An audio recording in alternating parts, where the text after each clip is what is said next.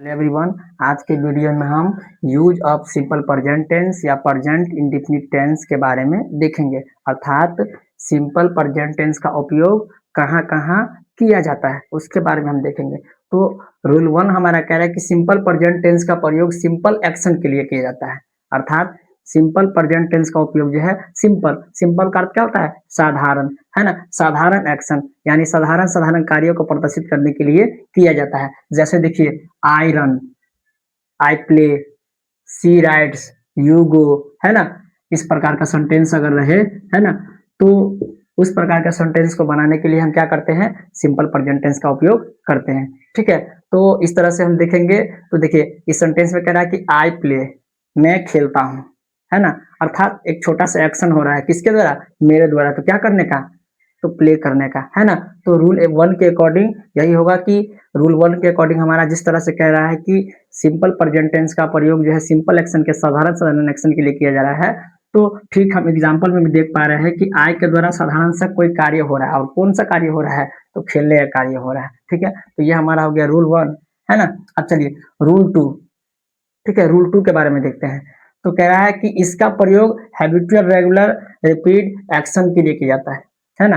अर्थात रूल 2 के अकॉर्डिंग ये कहा जा रहा है कि सिंपल प्रेजेंट टेंस का उपयोग जो है हैबिचुअल रेगुलर और रिपीट एक्शन, है ना, को प्रदर्शित करने के लिए किया जाता है। अब नोट इसका कह रहा है इस प्रकार के सेंटेंस में टाइम एक्सप्रेसिंग वर्ड होता है, जैसे नेवर, ऑलवेज, ऑफन, उसके बाद once a week, month, year, week, every day, every week, etc..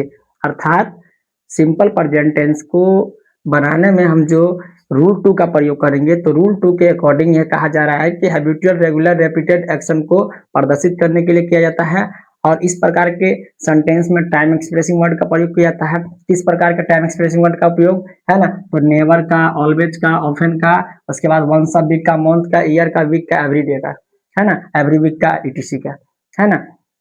तो चलिए इसके अकॉर्डिंग हम यहाँ पर कुछ एग्जाम्पल ले लिए हैं रूल 2 के अकॉर्डिंग, है ना। अब इसके अकॉर्डिंग हम क्या करेंगे? तो इनको हम बनाएंगे, है ना। अब बनाएंगे, और बनाने के पश्चात इसमें हम क्या करेंगे? देखेंगे कि आखिर हमारा ट्रांसलेशन जो है वह किस प्रकार से सही बना है और कैसे कैसे हमने बनाया है। तो चलिए इसको हम देखते हैं बारीकी से। ठीक है, अब हमारा पहला एग्जाम्पल है सी नेवर, है ना। देखिए यहाँ टाइम एक्सप्रेसिंग वर्ड नेवर लगा हुआ है। कोई दिक्कत कि पहचानने में कि ये हमारा सिंपल प्रेजेंट टेंस से है? और कैसे पहचानेंगे? इसमें कोई परेशानी नहीं, है ना, क्योंकि टाइम एक्सप्रेसिंग वर्ड जो है नेवर लगा हुआ है। टाइम एक्सप्रेसिंग वर्ड नेवर लगा हुआ है, तो जाहिर सी बात है ये सेंटेंस जो है हमारा सिंपल प्रेजेंट से है ना। तो देखिए सी नेवर, अब डैश मी, है ना। तो कॉल, कॉलिंग, कॉल्स, ठीक है, इन तीनों में से हम किसका प्रयोग करेंगे? ठीक है, तो ध्यान रखिएगा, हमने आपको सिंपल प्रेजेंट टेंस में ही बताया था कि सिंपल प्रेजेंट टेंस का स्ट्रक्चर जो हो जाता है सब्जेक्ट, ठीक है, उसके बाद V1 या V5, उसके बाद ऑब्जेक्ट, अदर वर्ड। ठीक है, अब देखिए यहाँ पे सब्जेक्ट है, टाइम एक्सप्रेसिंग वर्ड नेवर है ना। सिंपल प्रेजेंट टेंस में हमेशा या तो वर्ब के पहले रूप का प्रयोग होता है, नहीं तो वर्ब के पांचवें रूप का प्रयोग होता है ना। आप फर्स्ट पर्सन के सिंगुलर नंबर और पुल्लर नंबर, सेकंड पर्सन के सिंगुलर नंबर और पुल्लर नंबर के साथ जो है वर्ब का पहला रूप का प्रयोग होता है, ठीक है, और ही सी इट किसी के नेम के साथ जो है V5 का प्रयोग होता है। तो देखिए यहाँ हमारा सब्जेक्ट जो है वो क्या है? सी है, अर्थात ये थर्ड पर्सन में है ना, तो थर्ड पर्सन में है। तो ध्यान रखेंगे जब हमारा सेंटेंस सिंपल प्रेजेंट से हो और हमारा सब्जेक्ट जो है थर्ड पर्सन से बिलोंग करता हो, ही सीट या किसी के नाम से बिलोंग करता हो, तो उसके साथ हम हमेशा V5 का प्रयोग करेंगे, वर्ब के पांचवें रूपों का। तो देखिए सी नेवर, ठीक है।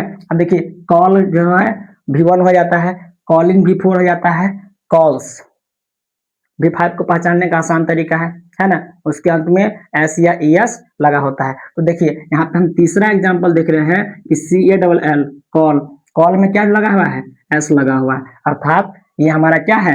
वर्ब का पांचवा रूप है, V5 है। तो इस सेंटेंस को हम बनाएंगे तो सी नेवर कॉल, कॉलिंग, कॉल्स में से हम क्या करेंगे? कॉल्स का प्रयोग करेंगे। तो सी नेवर कॉल्स क्यों प्रयोग किएंगे, है ना, या क्यों प्रयोग करेंगे? तो साधारण सी बात है, हमारा सब्जेक्ट जो है वो ही सी इट में सी है ना, और ये सेंटेंस हमारा सिंपल प्रेजेंट से बिलोंग कर रहा है, ठीक है। तो उसके अकॉर्डिंग हमने सिंपल प्रेजेंट टेंस में बहुत आसानी भाषा में देखा है ना, कि जब हमारा सब्जेक्ट जो है वह ही सी इट थर्ड पर्सन में रहे, है ना, तो उसके साथ भी फाइव का प्रयोग हो जाता है। और जाहिर सी बात है, कॉल का जो है बी फाइव में हम क्या करते हैं, कन्वर्ट करने के लिए एस या एस जोड़ देंगे, है ना। तो यहाँ पे कॉल है, इसीलिए हम इसके लास्ट में क्या करेंगे, एस जोड़ देंगे, तो यहाँ बी फाइव बन गया, है ना। यहाँ पे कॉल्स, अर्थात हमारा जो थर्ड ऑप्शन जो है ये हमारा फिलअप द ब्लैंक्स के लिए हो जाएगा, इसीलिए इस फिल इन द ब्लैंक्स में जो आपका कॉल्स हो जाएगा। चलिए पहला एग्जाम्पल आप अच्छे समझ गए, है ना। अब देखिए दूसरा एग्जाम्पल, सी ऑलवेज डैश इंग्लिश, है ना। सी ऑलवेज, ऑलवेज यहाँ पे आपका टाइम एक्सप्रेसिंग वर्ड हो गया, है ना, ऑलवेज आपका टाइम एक्सप्रेसिंग वर्ड हो गया। अब देखिए इंग्लिश, है ना। अब देखिए रीड, रीड्स, रीडिंग, तीन एग्जाम्पल है ना। तो देखिए साधारण सी बात है, हम सब्जेक्ट पे ध्यान देंगे। सब्जेक्ट यहाँ पे क्या है, थर्ड पर्सन में है, सब्जेक्ट हमारा थर्ड पर्सन में, है ना। अब जैसे ही हमारा सब्जेक्ट थर्ड पर्सन में है, टाइम एक्सप्रेसिंग वर्ड ऑलवेज लगा है, तो हमारा सेंटेंस तो सिंपल प्रेजेंट से है, जाहिर सी बात है ना। अब देखिए इसके साथ हम रीड लगाएंगे कि रीड्स लगाएंगे कि रीडिंग लगाएंगे, ठीक है। तो आपको हम इससे प्रीवियस वाले एग्जाम्पल में बता दिए हैं कि जब हमारा सेंटेंस सिंपल प्रेजेंट से बिलोंग करे, ठीक है, उसके साथ साथ अगर हमारा सब्जेक्ट थर्ड पर्सन ही सीट या किसी के नाम हो, तो उसके साथ हम वी फाइव का प्रयोग करते हैं, है ना। तो वी फाइव का, वी फाइव का पहचान भी क्या, तो एस या ई एस, है ना। तो देखिए इस सेंटेंस में हम देखते हैं, रीड भी वन हो जाएगा, है ना, रीड्स जो है ना वी फाइव हो जाएगा, और रीडिंग हमारा वी फोर हो जाएगा, है ना। तो हमारा सब्जेक्ट जाहिर सी बात है क्या है, तो थर्ड पर्सन में है, इसीलिए यहाँ पे क्या हो जाएगा, रीड्स हो जाएगा, ठीक है, जाहिर सी बात है रीड्स हो जाएगा, है ना। तो क्या बन गया सेंटेंस, सी ऑलवेज रीड्स इंग्लिश, है ना। अब देखिए दे ऑफन, है ना। अब देखिए my brother dash here twice a week, है ना। अब देखिए इस सेंटेंस में हमारा टाइम एक्सप्रेसिंग वर्ड जो है वो ट्विस अ वीक है ना। अब ट्विस अ वीक है ना। अब देखिए हम सब्जेक्ट की बात करेंगे, तो सब्जेक्ट यहाँ पे हमारा क्या है, माय ब्रदर। तो अब हम रूल थ्री के बारे में देख लेते हैं। रूल थ्री कह रहा है कि सिंपल प्रेजेंट टेंस का प्रयोग यूनिवर्सल ट्रूथ, अर्थात सर्व सत्य, प्रिंसिपल, सिद्धांत, ठीक है, परमानेंट एक्टिविटीज, अस्थायी कार्य व्यापार, ठीक है, इत्यादि को प्रदर्शित करने के लिए किया जाता है, ठीक है। अब देखिए सिंपल प्रेजेंट टेंस का प्रयोग जो है वह universal truth, principle, permanent activities को भी प्रदर्शित करने के लिए किया जाता है, अर्थात जो सर्व सत्य है ना। सर्व सत्य का मतलब हुआ कि वैसा सत्य है ना जो हमेशा से सत्य है। की बात करेंगे तो सब्जेक्ट यहाँ पे हमारा क्या है, माय ब्रदर। तो अब हम रूल थ्री के बारे में देख लेते हैं। रूल थ्री कह रहा है कि सिंपल प्रेजेंट टेंस का प्रयोग यूनिवर्सल ट्रूथ, अर्थात सर्व सत्य, प्रिंसिपल, सिद्धांत, ठीक है, परमानेंट एक्टिविटीज, अस्थायी कार्य व्यापार, ठीक है, इत्यादि को प्रदर्शित करने के लिए किया जाता है, ठीक है। अब देखिए सिंपल प्रेजेंट टेंस का प्रयोग जो है वह universal truth, principle, permanent activities को भी प्रदर्शित करने के लिए किया जाता है, अर्थात जो सर्व सत्य है ना। सर्व सत्य का मतलब हुआ कि वैसा सत्य है ना जो हमेशा से सत्य है ना। अब देखिए जैसे the sun rises in the east, यानी सूर्य जो है वह कहाँ से उगता है, पूर्व से उगता है ना। तो ये एक यूनिवर्सल ट्रूथ वर्ड है ना, कि सूर्य जो है वो पूरब से उगता है, तो भाई आज पूरब से उगता है, कल भी पूरब से उगेगा, परसों भी पूरब से उगेगा, है ना।